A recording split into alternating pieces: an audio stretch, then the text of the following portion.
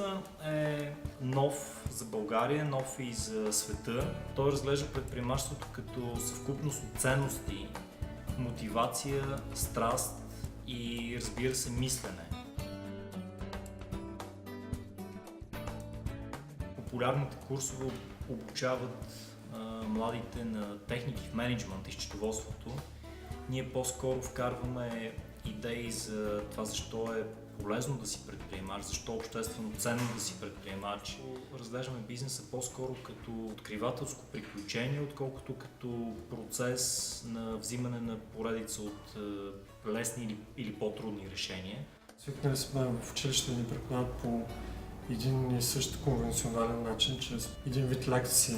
Това, което ние се опитваме да направим, да разберем всеки ученик какъв е за него най-добрият начин за придобиване на нови знания. Затова сме направили един микс от подходи към ученето. Според мен курсът е изключително полезен, тъй като всичко е на много достъпен език. И Жоро и Весислав са много готини и обясняват неща, които иначе биха били много трудни и много скучни в училище по много готини начини. Правим игри, които според мен, ако се въведат в училище и по останалите предмети, всички ще бъдат с много голяма кеф на училище. По-скоро разглеждаме предприемачи като някой, който скача в несигурна бездна с идеята, че ще промени света. В самия курс няма много малка част е стандартното преподаване. Наблягаме много на игрите, на дискусиите, на примерите, на обяснението на икономиката чрез пример от заобикалящия свят, чрез пример от нашето ежедневие. Намират начини да поддържат интереса чрез игри и така много по-лесно се възприемат нещата. Насърчават ни, че провала веднъж не означава край на света. Ние тук се опитваме да ги стимулираме да не се притесняват от грешките, да не се притесняват от провалите и да мислят малко извън рамката и извън шаблона. Значи ние сме абсолютно убедени в това, че новия подход да се преподава предприемачество е правилният.